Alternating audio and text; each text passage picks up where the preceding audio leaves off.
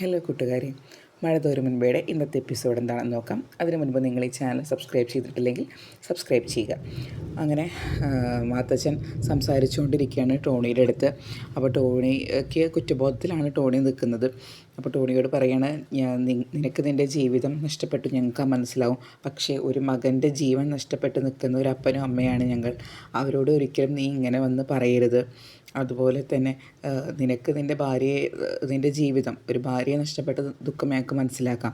പകരം നിനക്ക് നല്ലൊരു ഭാര്യയെ ഞങ്ങൾ കണ്ടുപിടിച്ച് തരാം. എന്നിട്ട് ഒരു 6 മാസം കഴിഞ്ഞ് നിന്നോട് മരിക്കാൻ പറഞ്ഞാൽ നീ തയ്യാറാവുമോ? വേണ്ട, 6 വർഷം കഴിഞ്ഞ് നിന്നോട് മരിക്കാൻ പറഞ്ഞാൽ നീ തയ്യാറാകുമോ? ഇല്ല, അതാണ് കാര്യം എന്ന് പറയും. അപ്പോൾ ഗ്രേസ് അമ്മ പറയാണ്, മോനെ, ഞങ്ങൾ എന്തിനാണ് ഞങ്ങളുടെ മകൻ്റെ കുഞ്ഞിനെ അന്വേഷിക്കുന്നതെന്ന് വെച്ചാൽ, ഞങ്ങളുടെ മകൻ്റെ ഒരു ചെറിയ ജീവൻ, ആ ജീവൻ്റെ ഒരംശം ആ കുഞ്ഞിന് ഉണ്ടാകുമല്ലോ. അതിലൂടെയെങ്കിലും ഞങ്ങൾക്ക് അവനെ കാണാനും ഒരു സമാധാനം കണ്ടെത്താനും വേണ്ടിയാണ് ഞങ്ങൾ ആ കുഞ്ഞിനെ അന്വേഷിക്കുന്നത്. നീ ഞങ്ങളെ മനസ്സിലാക്കുക എന്ന് പറയും. അപ്പോൾ ടോണി പറയും, നിങ്ങളുടെ ഈ ഒരു കാര്യത്തിൽ, അതായത് ആ കുഞ്ഞിനെ കണ്ടുപിടിക്കാൻ ഞാൻ നിങ്ങളുടെ കൂടെ പൂർണ്ണമായും നിൽക്കും എന്ന് പറഞ്ഞ് ടോണി അവർക്ക് വാക്ക് നൽകുകയാണ്. അടുത്തത് കാണിക്കുന്നത് നമ്മുടെ ശിവശങ്കരനും ശരണ്യയുടെ അച്ഛനും തമ്മിൽ കാണുന്നതാണ്. അപ്പോൾ ശിവശങ്കരൻ പറയും, നിങ്ങൾ എൻ്റെ മകൻ ഹരിയെ പോക്സോ കേസിൽ പെടുത്തരുത്, കാരണം അതവൻ ചെയ്തിട്ടില്ല എന്ന് പറഞ്ഞ് അപേക്ഷിക്കുകയാണ്. അപ്പോൾ ശരണ്യയുടെ അച്ഛൻ നല്ല ചൂടായിട്ട് തന്നെയാണ് സംസാരിക്കുന്നത്. നിങ്ങൾക്ക് നാണമുണ്ടോ എൻ്റെ മകളുടെ അടുത്ത് ഇങ്ങനൊരു കാര്യം വന്ന് പറയാൻ? അതുപോലെ തന്നെ നിങ്ങളുടെ മകൻ ചെയ്തത് എത്ര വലിയ ചതിയാണെന്നറിയാമോ? പിന്നെ അപ്പോൾ ശിവൻ ചോദിക്കും, നിങ്ങളുടെ മകൾ രോഹിത്തിനോട് ക്ഷമിച്ചല്ലോ. അത് രോഹിത്തിനോട് ക്ഷമിച്ചത് എൻ്റെ മകളാണ്. അവളെ അവൻ ഒന്നും ചെയ്തിട്ടില്ല എന്ന് ഉറപ്പുള്ളത് കൊണ്ടാണ് അവനോട് ക്ഷമിച്ചത്. അവൻ്റെ അടുത്ത് 1000 തവണ ക്ഷമിച്ചാലും നിങ്ങളുടെ മകൻ്റെ അടുത്ത് ഒരു തവണ ക്ഷമിക്കാൻ പോലും എനിക്ക് പറ്റില്ല. നിങ്ങളുടെ മകനെ എൻ്റെ കൺമുമ്പിലെങ്ങാനും കണ്ടു കഴിഞ്ഞാൽ അവനെ എന്താ ചെയ്യേണ്ടതെന്ന് എനിക്കറിയില്ല. അത്രയ്ക്ക് ദേഷ്യമാണ് എനിക്ക് അവനോട്. അപ്പോൾ പിന്നെയും കുറേ നേരം ഈ ശിവശങ്കരൻ രോഹിത്തിൻ്റെ ശരണ്യയുടെ അച്ഛനെ കാല് പിടിക്കും. എങ്ങനെയെങ്കിലും പോക്സോ കേസിൽ നിന്ന് ഒഴിവാക്കൂ പ്ലീസ് എന്ന് ചോദിച്ച്.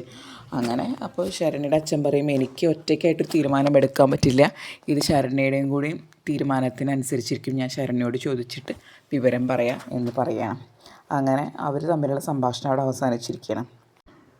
പിന്നീട് രോഹിത്തും അലീനയും കൂടി മാനേജർ അച്ഛനെ കാണാൻ കോളേജിലോട്ട് പോകാൻ ഒരുങ്ങി നിൽക്കുകയാണ്. അപ്പോൾ ബബിത വാങ്ങി കൊടുത്ത ഡ്രസ്സാണ് അലീന ഇട്ടിരിക്കുന്നത്. എങ്ങനെയുണ്ട് ഈ ഡ്രസ്സ് എന്നൊക്കെ ചോദിക്കും ബബിതയോട്. അപ്പോൾ കുഴപ്പമൊന്നുമില്ല, കണ്ണാടിയിൽ നോക്കിയില്ലേ എന്നൊക്കെ പറയണം. പക്ഷേ ബബിത മനസ്സുകൊണ്ട് സന്തോഷിക്കുന്നുണ്ട്, നന്നായിട്ട് ചേരുന്നുണ്ട് അവൾക്ക് ആ ഡ്രസ്സ്. അപ്പോൾ അങ്ങനെ അവർ പള്ളിയിൽ അച്ഛൻ്റെ അടുത്തെത്തുകയാണ്. അങ്ങനെ അച്ഛൻ്റെ അടുത്തെത്തുക ഒരു ചെറിയ ഭയത്തോടും ചമ്മലോടും കൂടിയിട്ടാണ് അലീന കയറുന്നത്. കാരണം എന്തൊക്കെ പറഞ്ഞാലും അച്ഛൻ്റെ പദവി ഓർക്കണം. അച്ഛനോട് അന്ന് സംസാരിച്ച് വാക്കുകൾ കുറച്ച് കൂടിപ്പോയി എന്ന് അലീനയ്ക്ക് തന്നെ തോന്നുന്നുണ്ട്. അങ്ങനെ അവർ അച്ഛൻ്റെ അടുത്തെത്തുകയാണ്. അങ്ങനെ അച്ഛൻ പറയാണ്, ഞങ്ങൾ നിനക്കെതിരെയുള്ള തീരുമാനം ചെറുതായിട്ടൊന്ന് കടുപ്പം കുറച്ചിട്ടുണ്ട്. ഡിസ്മിസ്സിലില്ല, നിനക്ക് 1 മാസം സസ്പെൻഷൻ, നീ ഫൈനൽ ഇയർ ആയതുകൊണ്ട് 1 മാസം സസ്പെൻഷൻ കൂടി തരാം. അത് കഴിഞ്ഞ് നിനക്ക് കോളേജിൽ ജോയിൻ ചെയ്യാം. പക്ഷേ ഈ കോളേജിൽ നിന്നുള്ള ബാക്കിയുള്ള പ്രിൻസിപ്പൽ ടീച്ചേഴ്സ് എല്ലാവരും എന്നോട് ചോദിച്ചു, എന്തിനാണ് ഇങ്ങനൊരു ഇളവ് ചെയ്യുന്നത്? നീ ഇനിയും ഈ തെറ്റ് ആവർത്തിച്ചാലോ? അതേപോലെ തന്നെ അവൻ്റെ ഈ തെറ്റിലൂടെ ആണ് ആദ്യമായിട്ട് ഈ കോളേജിനൊരു ദുഷ്പേര് വന്നത്. അതുപോലെ കേസിൻ്റെ വിചാരണ കഴിഞ്ഞിട്ടില്ലല്ലോ, വിചാരണ കഴിയും മുൻപ് എന്തിനാണ് ഇങ്ങനെ ഒരു ഇളവ് നൽകുന്നതെന്നാണ് എല്ലാവരും ചോദിക്കുന്നത്. അപ്പം മാനേജർ അച്ഛൻ പറയുകയാണ് ഇതൊക്കെ. അപ്പോൾ അവരോടെല്ലാം ഞാൻ മറുപടി പറഞ്ഞ്, അങ്ങനെയൊന്നും ഉണ്ടാവില്ല, അവനെന്തായാലും ശിക്ഷയിൽ നിന്ന് രക്ഷപ്പെടും, പിന്നെ അവൻ്റെ പ്രായശ്ചിത്തം എന്നൊക്കെ പറഞ്ഞ് ഞാൻ ഒരുവിധം മറ്റുള്ളവരെയും കൺവിൻസ് ചെയ്തിട്ടുണ്ട്. ഇതാ നിൻ്റെ സസ്പെൻഷൻ ലെറ്റർ എന്ന് പറഞ്ഞാൽ സസ്പെൻഷൻ ലെറ്റർ രോഹിത്തിന് കൊടുക്കും. അത് കണ്ടതോടുകൂടി രോഹിത്തിന് സന്തോഷവും ഒക്കെ ഭയങ്കര വിഷമവും എല്ലാം കൂടി വരും.